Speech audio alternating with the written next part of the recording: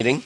I take great pleasure in introducing Dr. Louisa Williams, who received her naturopathic training at Bastyr University. She holds a master's degree in psychology, always worries me, and a degree in chiropractic, and is the author of Radical Medicine, which is in itself a wonderful departure from the world of, well, drill, fill, and bill in dentistry and see ya in medicine. You know what that is, right? You show up, we see you, write your script and see you, and that's it. So, Dr. Williams. Thank you, John. Appreciate it.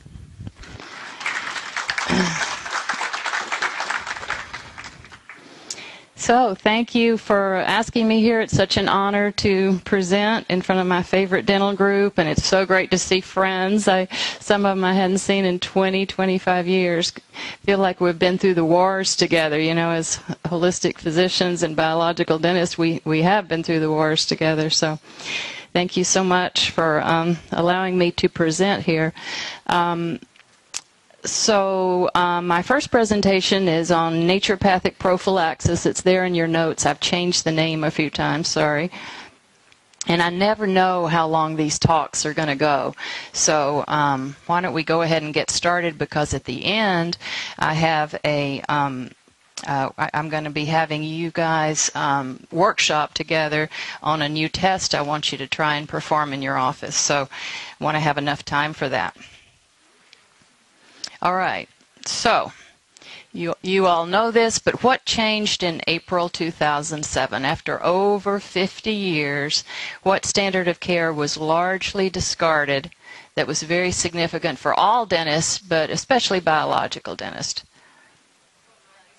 There you go. Antibiotic prophylaxis. It was no longer advised for mitral valve prolapse and mitral valve disease typically, which is a big population, rheumatic heart disease, bicuspid valve disease, aortic stenosis, and regular congenital heart conditions.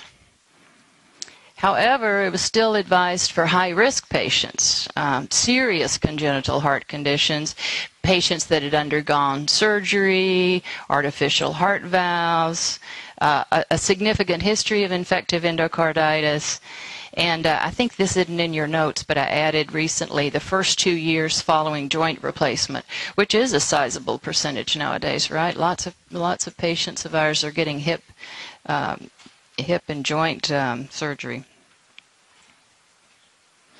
So what happened is American Heart Association, a group of 23 doctors, along with American Dental Association dentists, got together and did a retrospective study for 56 years. They did this huge longitudinal study of a Medline search to try to figure out if giving antibiotics for the transient bacteremia after dental drilling or any kind of dental procedure was indeed worthwhile.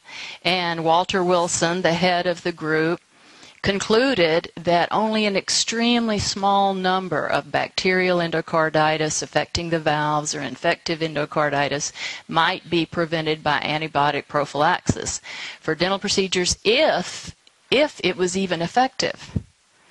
And he went on to say there's actually no evidence that it works after 56 years of giving patients preventive antibiotics, which is a huge population. And I kept looking in the article for, like, you know, where's the I'm sorry or anything? You know, can you imagine if naturopaths for 56 years had been giving echinacea, then we found out it doesn't even work? Anyway, no I'm sorry, it's just this is what they had found. So, no research, no prospective randomized placebo-controlled studies. Of course, this policy, this recommendation began in the 1950s, throwing antibiotics at everything, right? It was kind of like that was the style, that was the standard of care at the time, and it just kept going, which for many people it still does, overprescribing of antibiotics.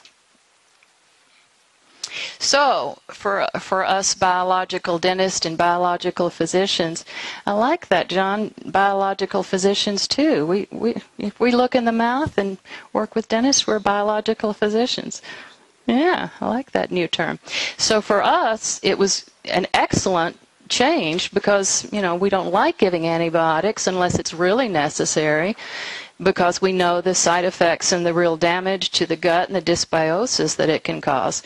George Vitulcas, a very famous Greek homeopath, wrote a good book on the damage from antibiotics and other drugs, and a new model for health and disease is the title. And he said that our quality of health depends almost entirely on the quality of microorganisms that exist normally within our bodies. And if our gut's healthy, our immune system's functioning. Just as simple as that. So antibiotics have been labeled as ecological marauders by Dr. Nigel Plummer. He's a British microbiologist and expert on antibiotics and dysbiosis and also probiotics. So he has found that cephalosporin, erythromycin families are capable of eliminating 99% of lactobacillus species, the most common microorganism in our esophagus too, by the way. There's lactobacillus predominantly in our esophagus as well as in our intestines, especially small intestine. Of course, you know, we know that our bodies have the ability to recolonize afterwards, after a bout of antibiotics, but if you're eating sugar and a toxic diet and you've had a lot of rounds of antibiotics, that gets less and less possible. This bug here. Alexander Fleming, who accidentally discovered penicillin, right, was quite honest. In the early 1940s, mid-1940s, he cautioned people the misuse of penicillin could lead to mutant forms of bacteria resistant to the drug back in 1945, long time ago. So good for him and his honesty. He was already seeing this in his laboratory. So now we have MRSA. We've had MRSA for quite a while. In the 1950s, penicillin was 95% effective in killing Staph aureus. 95% effective in the 1950s. Now we have methicillin-resistant Staph aureus. These little bugs have figured out how to be resistant to the methicillin. And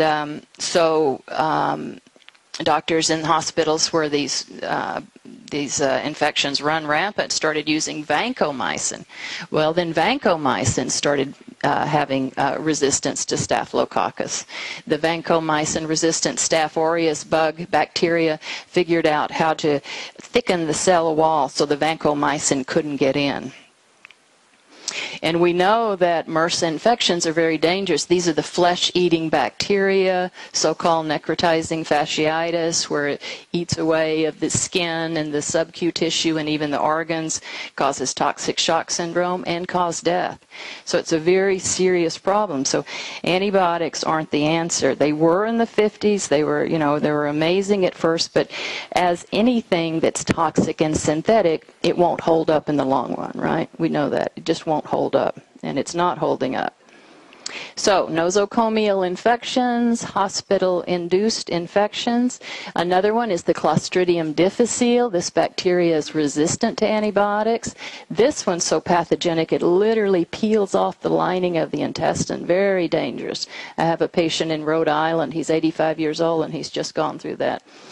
And we've got him back in good shape, but he was in the hospital twice and almost died. So it results in a very explosive, debilitating, and often lethal form of diarrhea. So often what they use for Clostridium difficile is vancomycin, and that's not working for Clostridium all the time now anyway, and so sometimes they'll use metronidazole, which is Flagyl, which nowadays has a warning label, has caused cancer in mice and rats. Literally, that's a dangerous drug to take. But it's like, where's the biggest gun? What do we do now? This doesn't work, then what do we do? This is a very important study. Antibiotics, overuse of antibiotics can cause cancer. This is a Washington State study, more than 10,000 women. There were exactly 2,266 women older than 19 with primary invasive breast cancer. And then they had this huge control group, 7,953 random control group.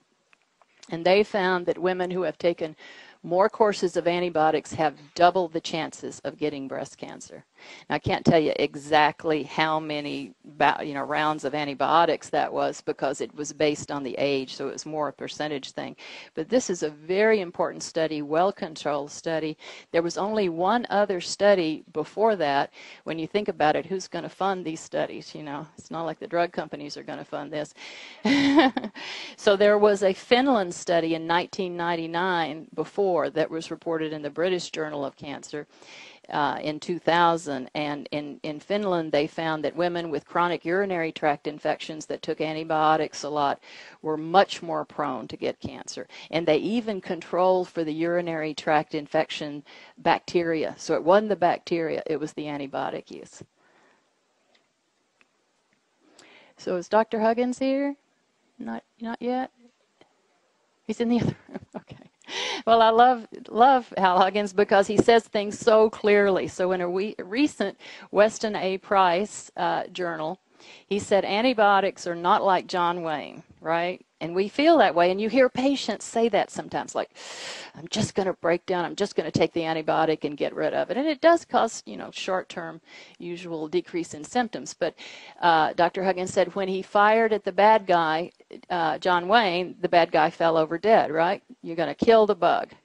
When in fact, what happens in our body is the bacterium explodes. We don't have the knowledge and wisdom of the immune system sending out macrophages and white blood cells and CD cells and quarantining and getting rid and eating up of the particular bacteria. We have an explosion, hundreds of bacterial endotoxins, fragments of the pathogenic bacteria, and then the body must try to eliminate them. So autoimmune disease is a result of this, giving so many antibiotics that the tissue just gets more and more congested. And what happens with all these foreign proteins and foreign toxins and byproducts of chronic infection is that the tissue no longer recognizes itself. And autoimmune disease, as you know, is just epidemic. Now, the Merck manual, our conventional medical manual we all study, has actually clearly said lupus, interstitial nephritis, myasthenia gravis. It's already admitted to several autoimmune diseases that are clearly the result of taking antibiotics. Now, when you think about it, most autoimmune diseases are rather slow in coming, right? So these are just the ones that are obvious most of the time. Who knows how somebody develops an autoimmune disease? So another autoimmune disease that is rather a new acronym is PANDAS. Many of you have heard this, and this is an autoimmune disease due to the tonsils. This is pediatric autoimmune neuropsychiatric disorders associated with streptococcus infection. So after a sore throat, after tonsillitis, after otitis media, children can begin to exhibit obsessive compulsive disease syndromes, chorea-like movements, involuntary movements, tics. It's very similar to Tourette's. And in the old days, Sydenham's chorea, which has been around for over a century and has been written on, that was that wild St. Vitus dance when the involuntary movements were very strong. That's been recognized for over a century as a result of streptococcus bacteria. It causes these neurological symptoms. So when I have a Tourette's patient, what do I always look for is a tonsil focus. Be sure and ask about the history of that. And usually it's after tonsillitis and then antibiotics, and that just drives the autoimmune disease in deeper. Now, unfortunately, what's the conventional treatment? They're blaming it all on strep, not the antibiotics too, and the conventional treatment is just more antibiotics. So, I have, you won't find this if you Google it because I just made this up. But this is called Grandas, and we all know as biological dentists and physicians, what is Grandas? Well, it's a chronic tonsil focal infection. A chronic tonsil focal infection, which are really even harder than dental focal infections. So this is for all of us adults that still have a little OCD or tics or worry or anxiety. Huge population of patients. So how do you diagnose grandas in an adult? Well, the person almost always has a significant childhood history of sore throats, tonsillitis, ear infections, and then what they remember of how many antibiotic rounds they took. You know, it's hard to say. As an adult, you may or may not have sore throats and swollen glands. Sometimes you can, or you may have no symptoms at all. Now, we're talking about everybody, not just people that haven't had a tonsillectomy. Without a tonsillectomy, you can still have these symptoms, because remember, we have 5 tonsils. We don't just have 2. We don't have the palatine and pharyngeal tonsils only, right? We've got the tubal tonsils that relate to the ear, the lingual to the tongue, and the laryngeal to the windpipe, to the larynx. So this Waldeier's ring is all going to be infected, as well as the chain of lymph nodes in the cervicals. You can't take it out. You can't slice it all out. You can improve things, but it's better to treat it, you know, holistically, treat the whole body. So chronic tonsil and focal infections are grandas as an adult, anxiety and obsessive roaring, subtle compulsive movements, tapping, twisting your ring on your fingers, knee jerking, fidgeting, constant clearing of the throat, little tics. I know, well, I've had these things. So, and of course, as adults, you know, we cover it up. You notice you're kind of, you know, doing this with your leg, or, you know, fidgeting. And you know, you could say, what is that? Why isn't my nervous system quiet and relaxed and enjoying this beautiful Carmel weather? What's going on with this? A lot of it is Streptococcus bacteria in our tonsils or in that lymphatic area, causing chronic autoimmune neurological stress. So the good news, so the new April 2000 guidelines, I think we were all really excited about that, because it will reduce antibiotic resistance and antibiotic-induced illnesses for a significant percentage of the population. However, what's the bad news about that? Well, what do we do about bacteremia, bacteria migrating in the bloodstream to different areas in the body after any kind of dental work?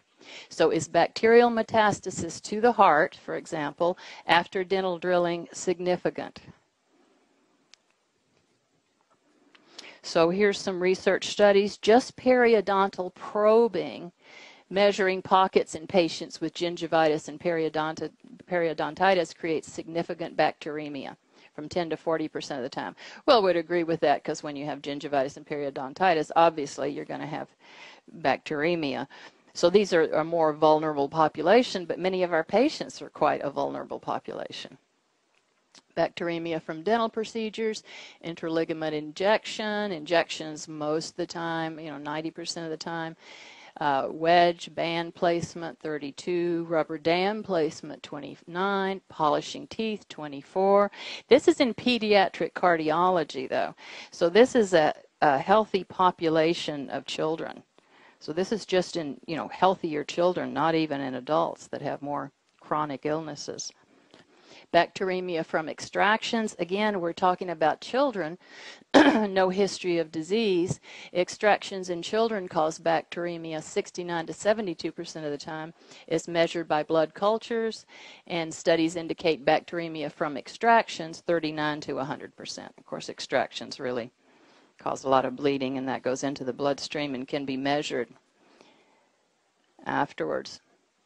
As we said, patients with gingival disease are more susceptible. Of course, this study was 100 children aged 1 to 8 years old. How many children have that significant gingivitis? Isn't that funny? Yeah, but this was in Journal of American Dental Association. They found them. So even toothbrushing, we should be taking antibiotics right after we brush our teeth at night. Even toothbrushing, manual brushing, 46%. Electric toothbrushes, 78%. So, well, what does that mean? Eating or chewing gum causes bacteremia. So now you're thinking, well, lots of stuff causes bacteremia, right? But to our patients, that can be a very real threat to vulnerable populations. When I used to be less healthy, I'd go to the dentist and get cleaning, and I would feel bad afterwards. I'd have patients feel bad after, especially sensitive patients. And we had means of, taking products and stuff to reduce that bacteria just even after a cleaning. So bacteremia, the bacteria in the bloodstream and also in the lymphatics and walking along the nerves through axonal transport, that's a very real threat, and it increases the load on any existing bacterial focal infections. Let's talk about bacterial endocarditis. So bacterial endocarditis is an infection of the endocardium affecting the inner lining of the heart and its valves, mainly the valves. Now, is bacterial infected endocarditis that rare? Well, it's hard to say because it isn't seen and it's not diagnosed that often. Now, here's a more broader definition of bacterial endocarditis, rheumatic fever.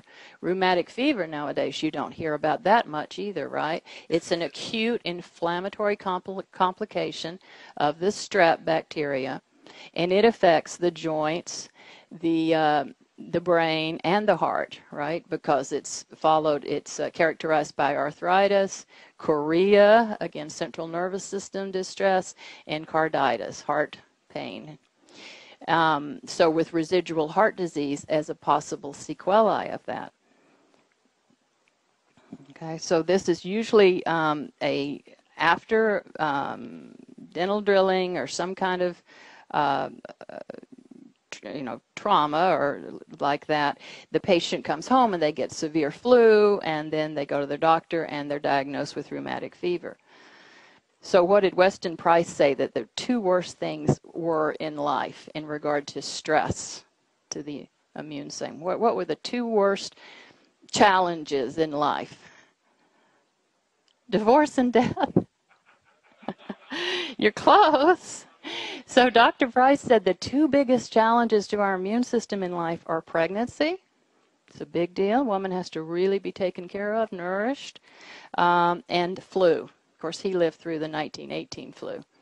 But this is what this rheumatic fever is. It's characterized by like flu-like symptoms, which are sometimes diagnosed as rheumatic fever, often missed. Rheumatic disease, just to review this, is any disease of streptococcal bacterial origin. Now again, this used to be a lot more common and talked about in the 1950s, 1940s, but then when antibiotics came in, as soon as you gave an antibiotic, yes, that did reduce the symptoms, so it's not talked about so much. But we know what the antibiotics do. They kill some bugs, other ones cause later problems. So as biological dentists and physicians and practitioners, we know about silent focal infections. That's why I love this group, because we're very aware of these chronic silent focal infections that conventional dentists and doctors aren't aware of at all, and sadly, holistic practitioners and physicians aren't very aware of at all. So what are typical focal infections? Dental, tonsil, sinus, genital, other foci. And what do these focal infections do? They're chronically, like a machine, generating pathogenic bacteria. And they're going to migrate and metastasize typically to the what's called rheumatic disturbed fields in the body. Rheumatic, streptococcal related, places that make a happy home for strep bacteria, where strep bacteria like to live. And there are 5 main rheumatic disturbed fields. First of all, the heart. Again, the endocarditis to the valves. Rheumatic fever includes all of these areas, 3 of these areas. Joints, chronic rheumatoid arthritis. Kidneys, acute chronic glomerular nephritis. The gut, appendicitis, stomach, duodenal ulcers. And we already talked about the brain. In the old days, they called it chorea. Nowadays, we call it Tourette's. It's really the same thing. It's interesting, Tourette's was diagnosed or identified by a Frenchman, Tourette, in an 86-year-old woman in the 1880s. Unusual, huh? Because nowadays we see it in children and teens, and usually after that, except for 10% of the time, the patient adapts and it's not so obvious, those kind of symptoms, or they grow out of it, as they say. Pandas, grandas, and then this whole epidemic of ADD, ADHD, hyperactivity in kids. all manifestations of strep bacteria. So I want to mention Edward Rosenau. Who knows Edward Rosenau? Such an amazing man, and if you do get my book, I hope you'll read that history, as well as, you know, sweet George Meinig's book, The Price of Root Canals. The turn of the 20th century was just amazing. That was just the hallmark. You know, that was the time of focal infection theory that was just exploding, and we had incredible research that doing root canals became such a thing, giving antibiotics in the 30s and 40s. There was this huge backlash to that. And then it all died. And we're the ones, you know, taking up the reins on that and telling people, yes, focal infections are real. We have to address them. You can't diagnose what you don't know about and treat. So Rosenau was considered a research genius. Later, Mayo Institute recruited him because he was an amazing biologist, amazing man. And he found that streptococcal bacteria love this partial tension of oxygen. They don't like anaerobic areas without oxygen. They don't like aerobic areas. They like this partial tension of oxygen. And also that streptococci, along with that, have a specific pathogenic affinity for certain tissues. Well, what are those certain tissues? They love the heart valves. Again, that's a partial oxygen environment. Mitral valve first, aortic valve second. Very common for patients to come in with some kind of diagnosis of mitral valve disease. Minor or moderate or significant, usually minor to moderate. It's a very common finding, and what it is strep bacteria metastasizing to that heart valve.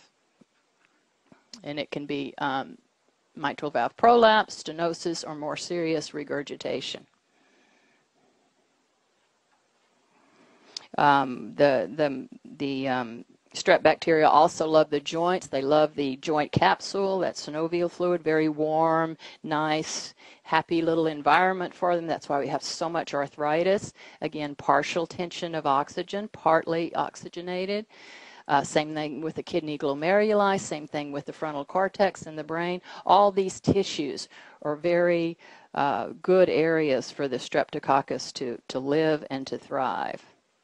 So Rosenau did this same research that Dr. Price did too, and we all know this research that Dr. Price in Cleveland. Rosenau was at Rush Medical College in Chicago. Dr. Price was in Cleveland. There was a lot going on in the Midwest. The Midwest was really popping then with all these scientists studying focal infections. So Dr. Price put together a team of 60 leading scientists. What an amazing man. And that included Dr. Milton Rosenau, not NAU, not the same one, of Harvard, Charles Mayo of Rochester. We know what he ended up doing, the Mayo Clinic. Dr. Frank Billings of Chicago at the Rush Medical College, who also, that's where Rosenau worked. And what he would find is if he took an infected tooth, an infected root canal tooth from a patient with heart disease and pulled that tooth, extracted it, cavitated it, well, I hope, and then he put it under the skin of a rabbit, that rabbit would develop the same disease, whether it was ovarian disease, pelvic inflammatory disease, heart disease, skin disease, anything. It was so well correlated. It was amazing. It was almost like that strep bacteria had grown to that particular affinity, and then it would want to go to that same place in that animal, right? I was in a joint before, I'm going to go to a joint again. Wanted to find a home again, right? So I know a lot of you know about Price's research on this, and a lot of other doctors did research and found the same issue. Now later on, detractors, which we're feeling because this focal infection theory isn't popular nowadays, detractors tried to do the same thing. Other scientists did, and they didn't do it properly. They didn't put the strep bacteria, they didn't keep it in a partial oxygen environment. They said, oh, this isn't true. So you have to do the research correctly. So let's talk about focal infection parlance. I've got tons of old friends here. Maybe some of you are new and don't realize that our biological dental group were very into focal infections, the diagnosis and treatment of those. So the two main ones, of course, the teeth and the tonsils. That's the cause, okay? And the disturbed field is the area, the rheumatic field, the area like the heart valves or the hip joint or the kidneys or the brain, okay? So if you have an impacted wisdom teeth, often those are silent with intermittent little pain and swelling. You're not even thinking about your heart. Or if you have a root canal infected, or if you have an abscessed tooth, or if you have an incompletely extracted wisdom tooth and a focal infection site there, all of these areas continually generate bacteria and go to susceptible areas in that patient. And of course the patient, there's also the patient's miasm, right, or condition or heredity. But really, those of us that know about epigenetics nowadays, that it's really not the genetics itself. Genetics is really only 5 to 10% of the time the problem. Epigenetics says you can completely change your life based on your environment. You don't have to be prone to heart disease just because your family was, or your ancestors were. So I love this quote from Dr. Price. Modern medicine is mistaking effect for cause. Modern medicine is mistaking effect for cause. So, as we said, this may be a new slide. No, you have this in your slide? Okay, sorry. I added a few new slides. So I just love this quote. Treating a patient's joint or heart disease without examining the strong possibility of a focal infection in the teeth or tonsils, when doctors are doing that, they're treating the effect, the symptom, rather than the true cause of the problem, the focus. Now the problem is patients come to us and talk about their hip joint or their heart pain. Okay, they don't come into you guys that know about dental focal infections. They're just talking about teeth. So as biological physicians and practitioners, we elicit the teeth information. As biological dentists, y'all need to elicit, as you do, the whole systemic history, the whole history on what's going on in the body. But this is so important, meaning that as biological dentists and physicians, we've got to treat upstream, not just downstream. We've got to treat the cause. And dental and tonsil focal infections are epidemic. Every single one of you in this room probably has one or the other. Now, Speransky was a renowned Russian physiologist, and he talked about this trigger factor. And he was saying that chronic, relatively silent dental focal infections can flare up from a second insult, and I just added as dental cleaning, drilling, extraction. So again, what we don't want to do when we have this bacteremia in the bloodstream is that we don't want to trigger a dormant heart disturbed field and be part of the cause of a heart attack in 3 weeks, or triggers more bacteria to load onto the patient who already has existing dental and tonsil focal infections, already has a lot of bacteria on board. So what can we do? So silent heart disease, a little bit more about the mitral valve. The mitral valve is the main valve that gets injured. This is very common mitral valve disease. It's the most commonly disturbed and infiltrated and infected valve in the heart. The second is the aortic, third tricuspid. Now, again, heart disease, even though it's a disturbed field, and we're saying disturbed fields are usually symptomatic, this disturbed field is usually rather asymptomatic. Patients say, oh, sometimes I have palpitations, shortness of breath, dyspnea, and angina, heart pain, and fatigue. But often this deposition of strep bacteria causes very little symptoms. Mitral valve disease, rheumatic heart disease without a history of rheumatic fever. Well, as we said, rheumatic fever, flu gets missed all the time, depending on how strong the symptoms are, often undiagnosed. Or you take antibiotics prophylactically and you just never know you have it, which some people will say, well, that's good, but there are better choices. So, do you have heart disease of any kind? So a conventional medical history would ask, do you have angina, heartburn, shortness of breath, fatigue? Our patients come in complaining of fatigue like, it's #1 complaint nowadays. And we, you think of the adrenal glands or the kidneys, think of the heart. That late afternoon fatigue is often the heart.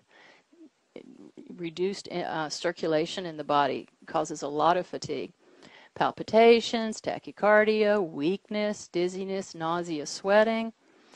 Now what we ask additionally is, did you have a lot of tonsil infections as a child? Did you have a lot of ear infections? Did you get a lot of antibiotics for that? How many rounds? Do you have any idea? Did you have a lot of sinus infections as a child? Is this a new slide too? Oh, good. Okay. Do you have gum disease, right?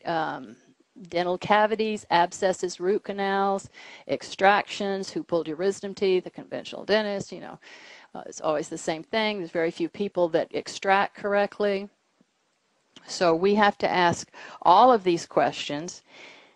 And these are 2 new slides. I just have to throw in my information on cholesterol. I just saddens me so much when I see all of us, especially senior citizens, just getting beat up by the side effects of statin drugs. It's outrageous. So this is a very good website. Benefits of high cholesterol. You go to the westinaprice.org and you Google benefits of high cholesterol, and you'll see excellent peer-reviewed journal articles in this particular article talking about the scientific basis of the fact that cholesterol really doesn't cause heart disease. Trans fats do. Toxic fats, rancid fats, sugar, those things cause heart disease. We'll be talking about that next. So, some facts about cholesterol. 75% of people who have heart attacks have normal cholesterol. 75%.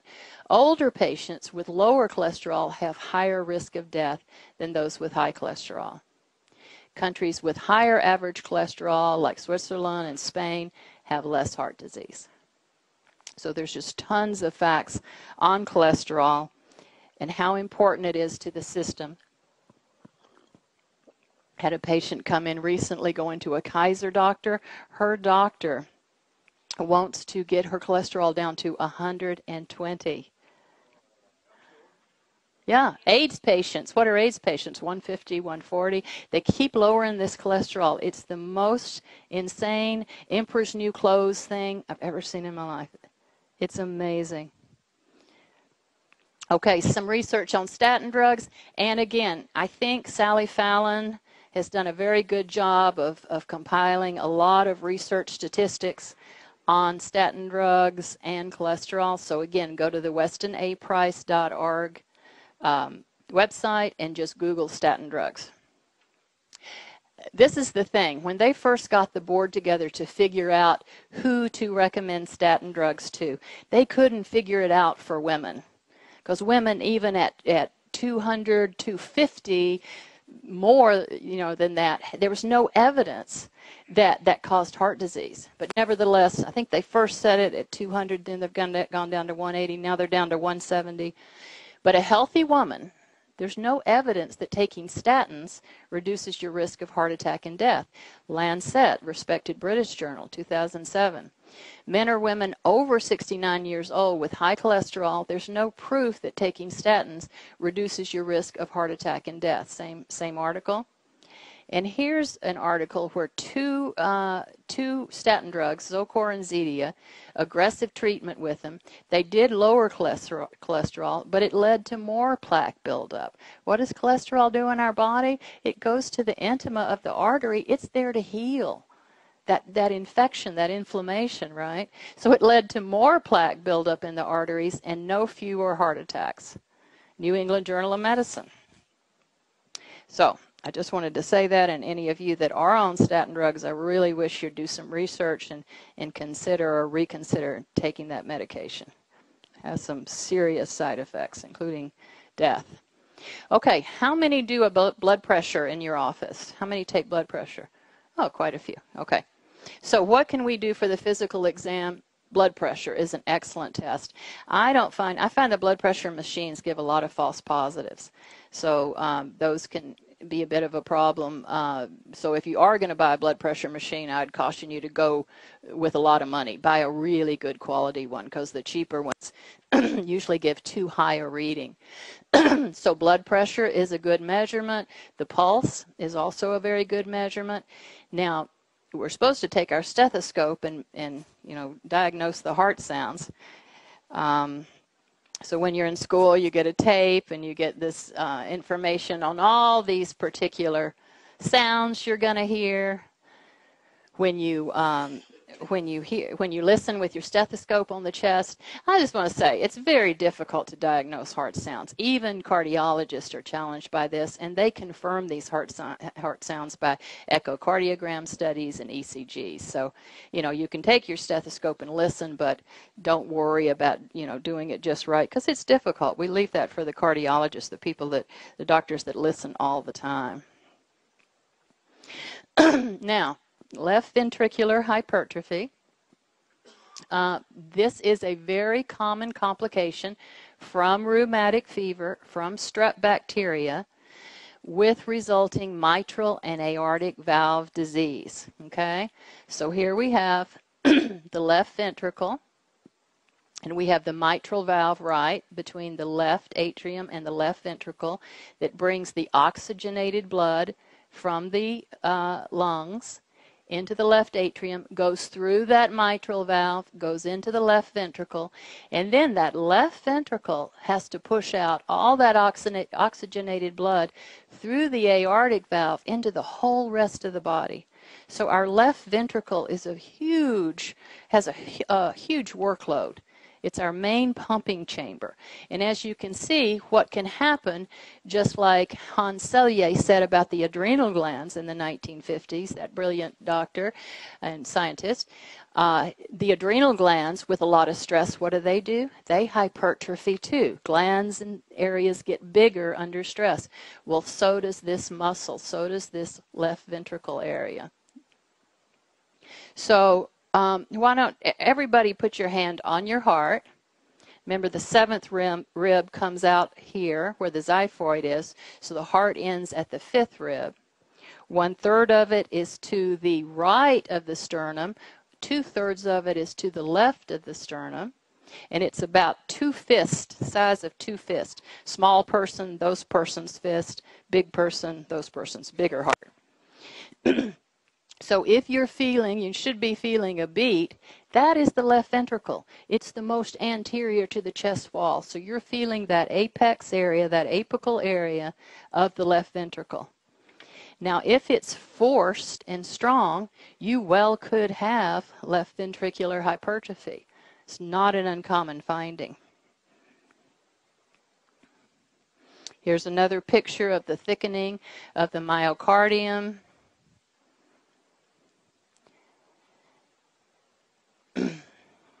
Of the left ventricle. Very common in hypertension. Of course, you increase the peripheral pressure. The body's got to get stronger, just like building up your biceps in the gym, to force more blood so you get the blood circulating throughout the body. It occurs naturally in athletes. We'll talk about that in a minute. I'm not sure how natural that is. And it's diagnosed with an echocardiogram.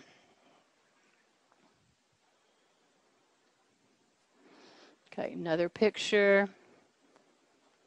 Left ventricular hypertrophy, blood is unable to flow freely from the left ventricle to the aorta, as we said, during aortic stenosis. And remember, most people have some kind of mitral valve impairment too, by definition. And it can cause arrhythmia, ischemic heart disease, not enough blood getting to the tissues, congestive heart failure, and death.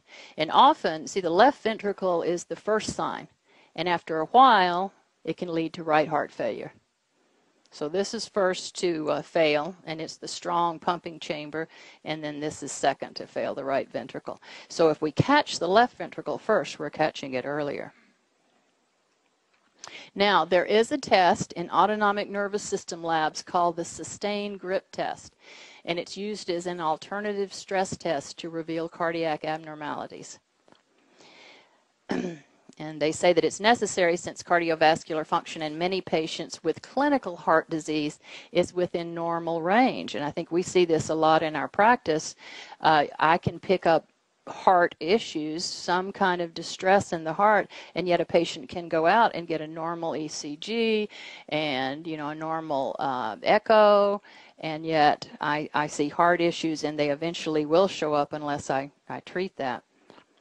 So, challenging the left ventricle. So in 1967, this Dr. Donald figured out how to do that, and he demonstrated that if you have a sustained isometric contraction of the flexor muscles of the forearm, in other words, those little teeth you have in front of you, if you squeeze that real hard for a sustained period of time, it resulted in a marked increase in blood pressure. You increase the peripheral blood pressure, you increase the stress on your left ventricle. That's no problem if you don't have a left ventricle problem, hypertrophy, but if you do, it results in a positive test. They've been doing this for over 30 years in autonomic nervous system labs. Again, another picture of the heart. The heart has to pump harder to get that blood out from the left ventricle through the aorta to the whole rest of the body. Can also do it with a Valsalva's maneuver, right? We know some of these parasympathetic nervous system stresses we can do in our offices. So, it's a very well-respected test. It's considered very simple, very easy, very safe, and it's a valuable intervention for the evaluation of this left ventricular function. Very, very well praised in the literature as a good test to do. Professional athletes. They did a study with professional athletes, male professional basketball players, 42 of them. 33, this is a new slide, sorry, added a few. 33 had left ventricular hypertrophy and enlargement, and 16 had bilateral hypertrophy, both sides. Now this is called physiological hypertrophy, because at their basal state, at their resting state, these guys were okay. Well, I don't know if I agree with that. What's the typical age of death of a professional male, a professional sports player, a male professional sports player? What's the typical age of death? Yes, Mike, you get a prize. 67. That's young, right? A lot of us are in that range. What's the typical age of death of a professional football player? Lower, of course, a lot of, fractures and concussions. 58. Professional football player, male. They all are male still, aren't they? No women yet. 58 years old. So I don't know. It's interesting that they consider professional athletes, this is okay. And again, in our offices, we have tools and techniques to figure out, just how physiological, just how normal this is.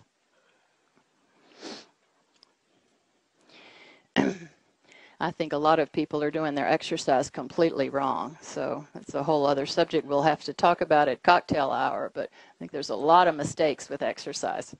Okay. Well, of course, professional football players are also billionaires and millionaires and get a lot of glory. So there is that aspect. I understand that. But I would hope that all of them got, holistic health during their years and after their years of being in sports. So also, this is a very good test if you've had a heart attack and you're supposedly recovering, an uncomplicated recovery. If it's positive, that can indicate, yes, now there's still a problem.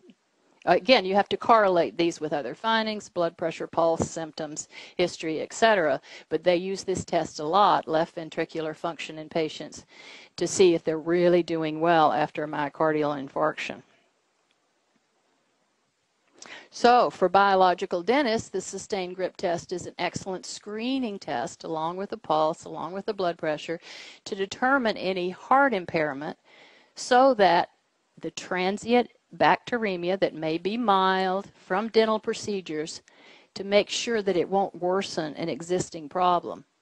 Of course, we're already aware if that patient has gingivitis or periodontitis. We're already aware of the chronic dental focal infections. Some of you even take a tonsil focal infection history and have an awareness if they have a chronic tonsil focal infection. So we're aware of the state of that patient's health. So adding this sustained grip test to our screening is very easy to do. So what else can reveal underlying cardiovascular disease? Energetic testing, such as kinesiology. We all have been able to therapy localize the heart and see issues. Electrodermal screening reveals that. My technique, matrix reflex testing, very sensitive. I'm aware of any kind of heart issues coming up. We all know that a therapy localization, a positive TL, those of us that do kinesiology, is a lowered galvanic skin resistance point. Like if a patient has a chronic ulcer, there's going to be a lowered galvanic skin resistance over this area because of the high sympathetic activity. Think of high sympathetic activity, high sudoriferous activity, a lot of sweating, sweaty area, less resistance, right? So it's a positive TL over that positive TL area, over that stomach or over that heart area. So Dr. Irvin Kaur, a great scientist, worked with osteopathic colleges for years, did amazing research on proving the efficacy of therapy localization, actually. So he used a dermometer, which is just a fancy skin resistance machine.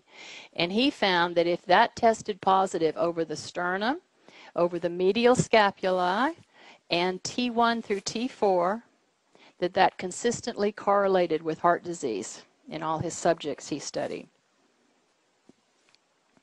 In one subject, he had been studying this subject for months and months, but then for 3 weeks, this subject's T1 through T4 were observed to be testing positive before that subject had a heart attack. And we also worry not only about the viscerosomatic relationship, but what about the somatovisceral relationship? As practitioners and doctors, and especially as dentists, we're humped over a lot. It's really a problem. So this kind of stress in the upper thoracic area, you know, is going to have a problem to the heart. They're going to reflex back and forth through these nerve pathways here. So they used to say dentists primarily die of heart attacks. I was trying to find that on the internet. I couldn't find it. I did read about dentists used to say that they committed suicide more than anybody else, but that was an urban myth. So I don't know what the normal death is, but it is a consideration because you know how much fine work you do, how much hunched over you are, and again, how prone you are to toxic chemicals and toxic metals. The Ziff brothers, we're not even talking about mercury yet, right? But the Ziff brothers wrote a book about mercury toxicity, mercury amalgam dental fillings, and heart disease. And then Sam Ziff later wrote a book, another book on heart disease and mercury. So mercury is a whole other issue in regard to intoxication of the heart. So autonomic lab tests are expensive, echocardiograms, ECGs, going through a cardiologist. These are all very complicated. Now, of course, and expensive for the patient. Now, of course, if you have a patient that's definitely indicating significant heart disease, you want to refer them to a cardiologist and get all that information. But for the bulk, for the most part, what we need is some kind of easy screening tool we can do in our office. So we can do a variation of the isometric hand grip test in our office using a ball or a dynamometer, and then observing if a strong indicator muscle weakens in response. Okay, so does anybody have a dental focal infection here, a tonsil focal infection here? Anybody a strong athlete? Who wants to? None of those. Clean. Who wants to come up? Russ, come on up, Russ. I remember, Russ, years ago you had a big bicycle accident, didn't you? You're a big bicyclist, right? Yeah, I thought so. Okay, so stand there. And I'm so used to taking off watches, but I guess I don't have to do that. Let's have you go ahead and take off the watch. Okay. Okay. Take the phone out. Take the pager. Take the... Okay. All right. So let's have him and get away from the electricity a little bit. Not that it's going to make that big a difference with just a gross muscle test, but okay. So we have this patient. Hold his arm up. Hold tight.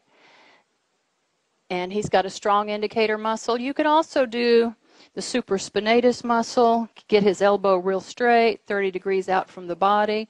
Hold tight. You can check both sides.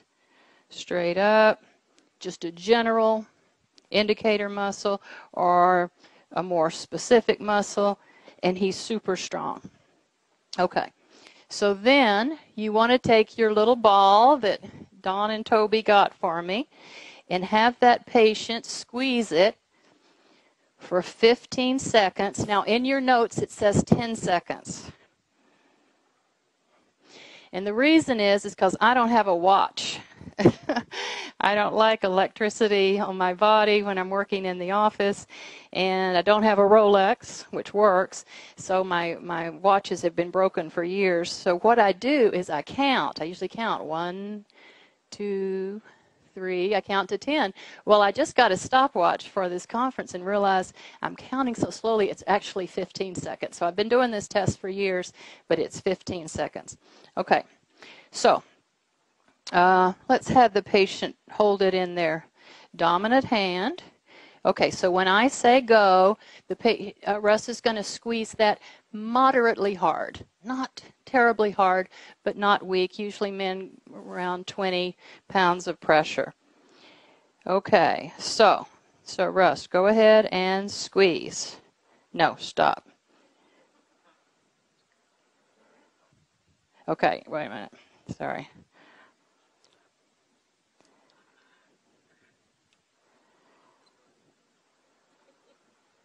Okay, now squeeze.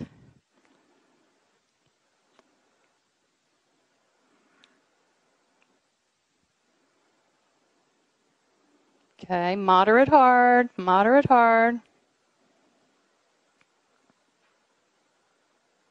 And stop. Now quickly, you want to retest a muscle, hold tight, and he goes into weakness. Okay, he's not holding it anymore.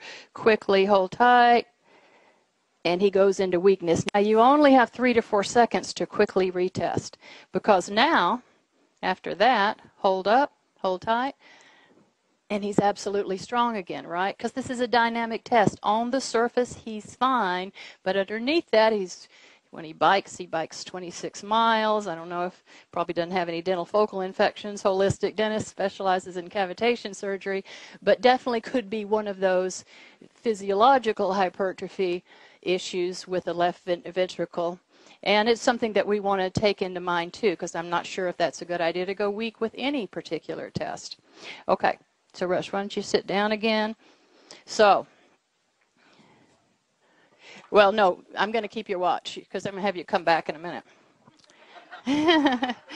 Now I have a watch. Does it have a battery in it, Russ? Oh, it's a wind-up, or is it? It's a wind-up. Yeah, I have a hard time keeping my wind-ups good. If it was a Rolex, I'd keep it because the automatics work better. Okay. So now we recheck the indicator muscle, and you get a positive result. And that's a weak response of a previously strong indicator muscle. It's a positive test for the left ventricle. Now, Russ, within 4 seconds, 5 seconds, went into strength again. You don't have this slide. This is the preference pyramid. It's in my book. This is a picture that's been redone from the great Dr. George Batulkas's work.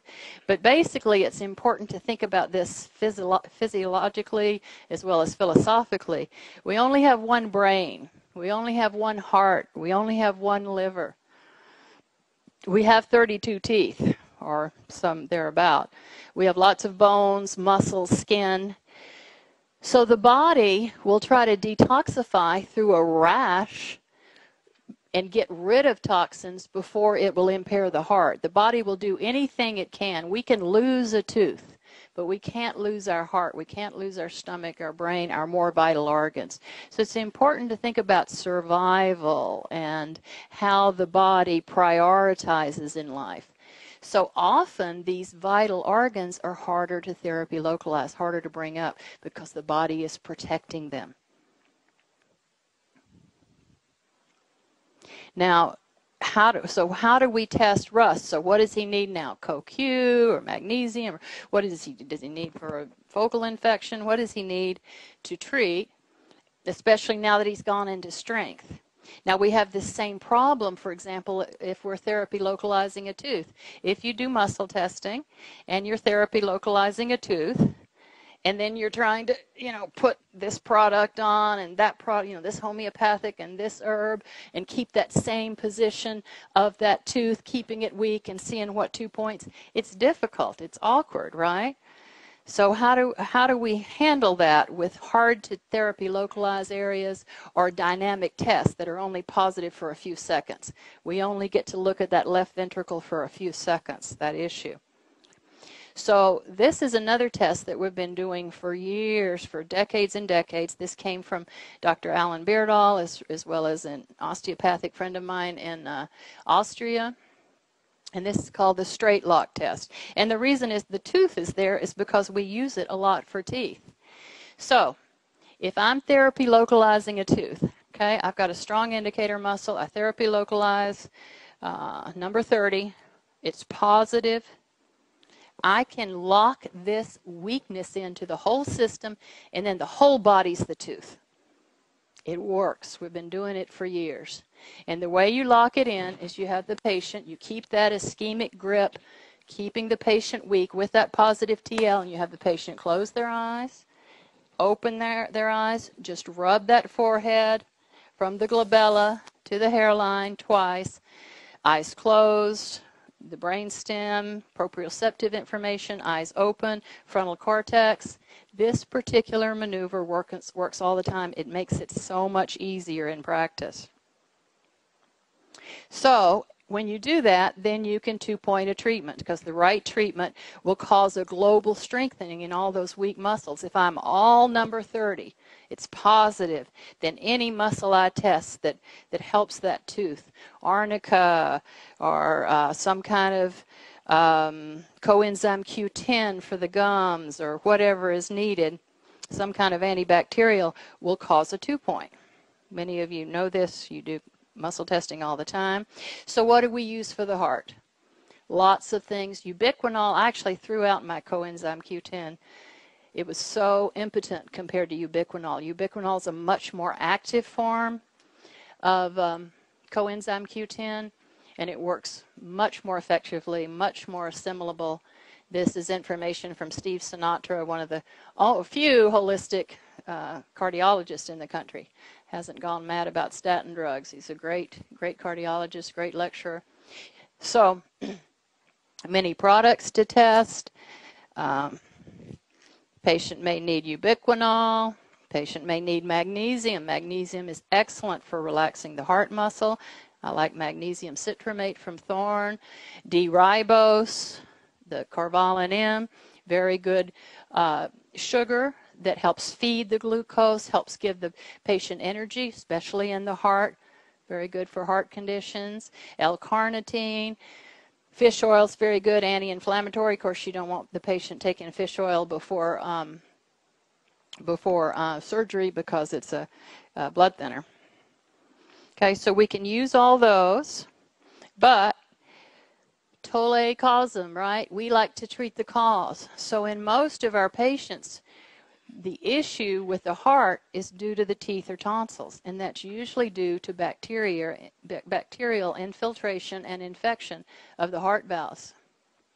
So treating the root cause, again, going upstream to the tooth, will more deeply affect the heart. So again, the patient comes in to us, doesn't complain about their wisdom tooth, they have this left shoulder problem all the time. All of us as doctors and practitioners very well know that ipsilateral rule. Everybody know the ipsilateral rule? Familiar with that? If a patient comes in, they say, I have right hip pain, I have right shoulder pain, I got writer's cramp, tendinitis, it's all on the right side. What's the first thing a good biological physician or practitioner should do? Check on the right side. Yeah, exactly. Check the teeth, check the tonsils, especially the teeth. This whole one-sided thing, great diagnostic tool.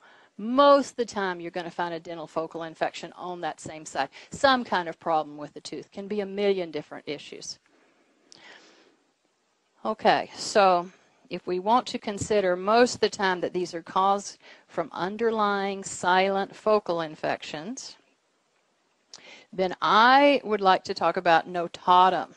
Notatum 4X. Now, got to state that I don't get any kickback or remuneration or any any kind of money from these companies for talking about their products. But if we want to be master carpenters, we've got to have the very best hammer and drill and screwdriver that we can possibly have. So I'm always testing to try to find out the very best quality, the best product you can use. We'll be talking about that a lot in my second lecture. So notatum is a natural anti-inflammatory, natural antibacterial, isopathic remedy. I've been using it ever since it's been available in this country for about 12 to 15 years. Tested it in Germany from the naturopath that developed it. It tests well there too. So it works, remember, not through killing and splattering those endotoxins all over the body and the tissues. It works through the wisdom of immune modulation. It activates natural killer cells and macrophages so they can go in and kill and neutralize the bacteria and then eat up the toxic byproducts of that whole war that's going on in the system. So these are Enderlein products, right? These are based on Professor Enderlein products, but they don't contain cell wall antigenic material, which cause healing crisis and disturbance in the system. So I used to use Sonum, and I used to have a microscope and all that too, but as soon as the San Pharma came out, I will just plug them quickly. It's tested 100% of the time better than the Sonum. So do consider San Pharma and you guys have these in your, did you get Sonum?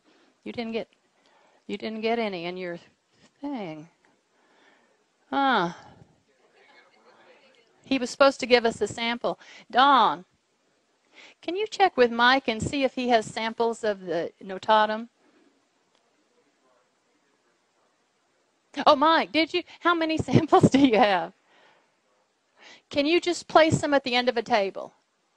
I'm sorry. Okay. So it's a very effective therapy, inflammation, antibiotic type therapy without the healing crisis. I use these all the time. I use it for cavitation surgery, pre and post. I use it on an inflamed tooth if somebody's threatening a root canal. It doesn't need a root canal at all. I just laser it in photophoretically. I use it on cuts, bruises, use it after dental drilling, use it after even dental cleaning to use to reduce the bacterial metastasis in the bloodstream to these different focal infections in the body. Yeah, they have injection formula too. They have SIPs. You don't? Oh, okay. So that's why. Okay. Well, as far as using this chair side just orally or giving it to your patient, it works great. Again, like I said, you can drop on the tooth or tonsils. You can snort up nasally to the sinuses. You can rub on the elbow crease. The Germans, the Swiss, the Austrians, they just rub it vigorously, Einreibung, yeah, vigorously on the elbow crease. Of course, the left elbow crease is excellent way to directly communicate with the heart. It's a very highly vascularized area. And so therefore, you're just getting a whole holistic, systemic treatment and an immune system response and protection. So after you do that, the weak muscles should now test strong, and the grip test should not elicit weakness again. If not, you can test another remedy. Maybe they need ubiquinol, ribose, magnesium, something like that. Okay, so we're going to practice, but let me bring Russ up here again. Let me demonstrate. Now, it's important to remember that if we're going to workshop, if somebody in your group is in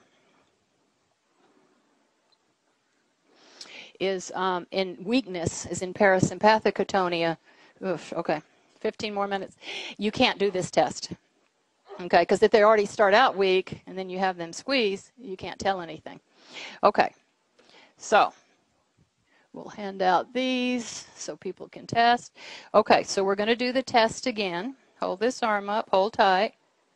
We're using the left arm. It's good to let them use their dominant hand for the grip test. So he's nice and strong. Now, we can use a dynamometer or you can use your tooth. All right, so let me get my timer. Okay, so Russ, squeeze moderately hard. Now,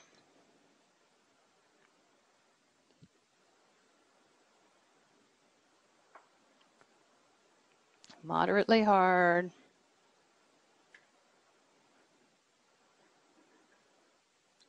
Okay, now close the eyes, open the eyes.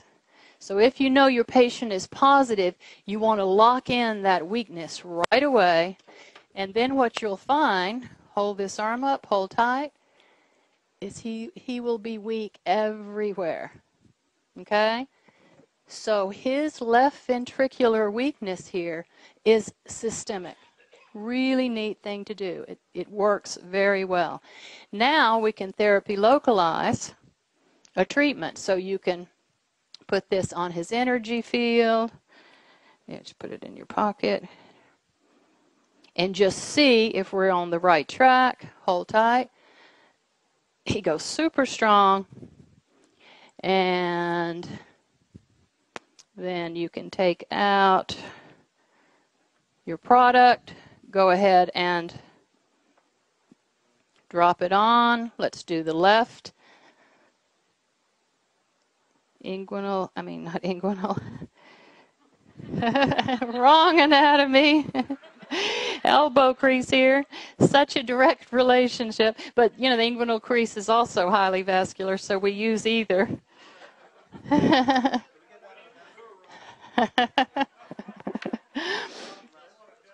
Okay. So, now you can have him retest. So, hold on.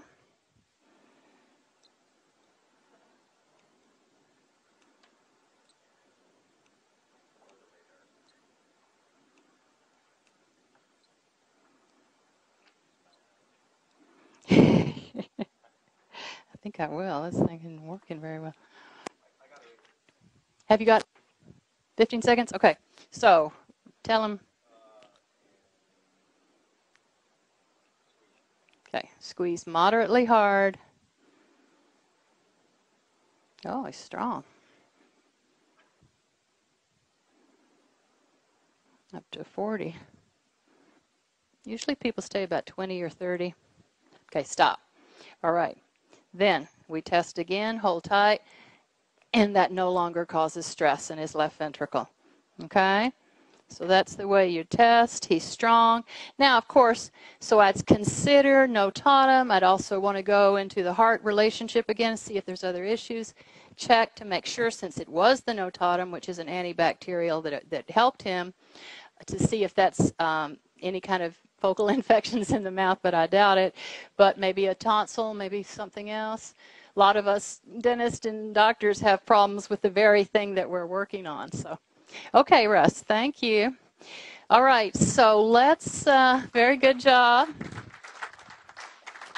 So we have 10 minutes to very quickly break up into groups, doctor, patient, teacher. Doctor will test a strong indicator muscle, have the patient do the grip test, squeeze the ball. If it's positive, then do it again and then quickly lock it in and then test to see if the notatum test positive, if that's a good treatment for you. and then repeat the grip test. It should not weaken the indicator muscle. Okay, so let's break up. You got like 7 minutes. Quickly.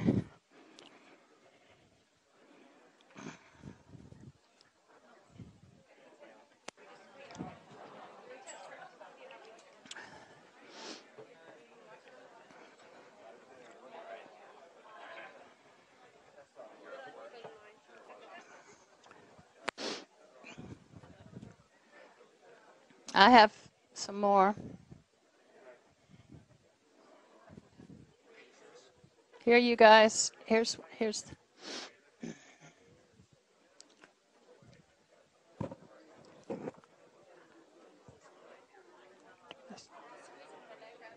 Squeeze. It doesn't matter which hand. Yeah.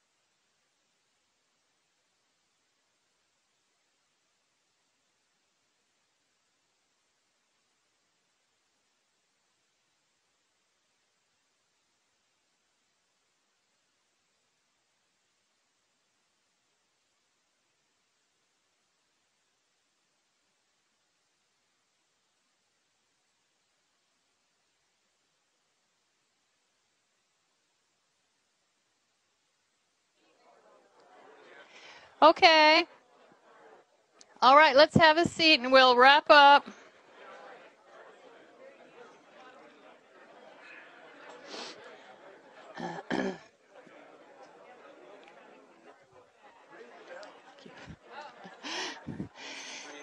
Thank you, sweet. I thought everybody had a sample in their pocket, so I made a little mistake there. Okay.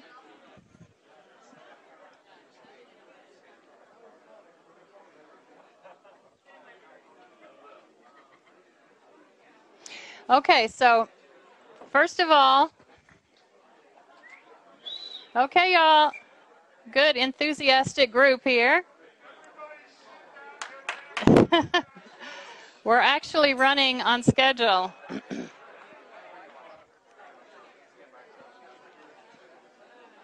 Okay, so some comments about the muscle testing and the test. One of the main things, okay, I think one of the main things that was missing is people, I went through this too fast, quickly lock in this weakness. So you know the patient has some kind of left ventricle issue. They went weak, have them redo it again. As soon as they finish that 15 seconds, close the eyes, open the eyes, and they're all left ventricle, just like they're all tooth. Every muscle in their body is weak. That left ventricle is displaying. Then you can see how to help them be a better athlete, or find the focal infection, or test particular products, do all kinds of diagnosis and treatment at the time. There was some talk about it's difficult sometimes to test a strong indicator muscle. Use a big shoulder muscle, or use a more specific muscle like the supraspinatus, 30 degrees in front of the body. That's what the applied kinesiologists do, and they're such excellent muscle testers. So it's a more specific muscle, more precise, more able to see obvious strength versus weakness. But overall, everybody caught on really well, and I saw some great testing. So conclusion, rheumatic disease, illnesses of streptococcal origin are still quite pandemic, but they're just not diagnosed except through us. Dental cleaning, dental drilling, extraction obviously causes transient bacteremia. Is that a big deal? Well, yes, if you have underlying dental and tonsil focal infections or heart disease. And it can worsen these areas, or any part in the body that's a disturbed rheumatic field. What's a rheumatic field? An area where strep bacteria likes to reside. Sustained grip test is an excellent dynamic test to reveal underlying cardiac abnormalities. It can help you determine the natural therapeutic supplement. You can give it pre and post dental cleaning, drilling, injection. Like I said, it's on my 5 dental cavitation surgery protocol now. Everybody uses notatum drops and other therapeutic supplements to help support that surgery. And the naturopathic prophylaxis, again, notatum 4X to help reduce and prevent pathogenic bacteria, post-cavitation surgery, mercury amalgam removal, even post-cleaning. You can use chairside or give to the patient to take home. All right, so again, the point is, the reason I named my book Radical Medicine is radical actually means getting to the root or the origin or the cause of disease. Many, many diseases are caused by these chronic, underlying, silent, insidious dental and tonsil focal infections. And we're the ones to diagnose that and to propagate that, so our colleagues will know more about that. Okay, so I'm done. Thank you. Thanks.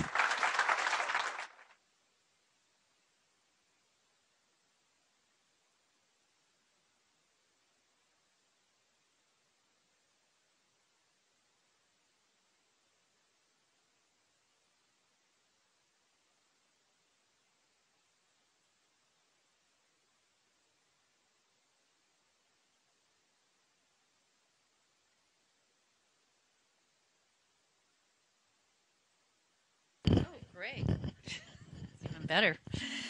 I'm Dory Rhoda with American Biocompatible Health Systems. We run talkinternational.com, a mercury toxicity resource website where dentists can list their practices and become very visible on the internet. We also have the interactive Meridian Tooth Chart for your website and your office computers. Web design, search engine optimization, a fantastic exercise system to help you with your occupational hazards. And in November, we're launching American College of Biocompatible Health Holistic Online CE for your office.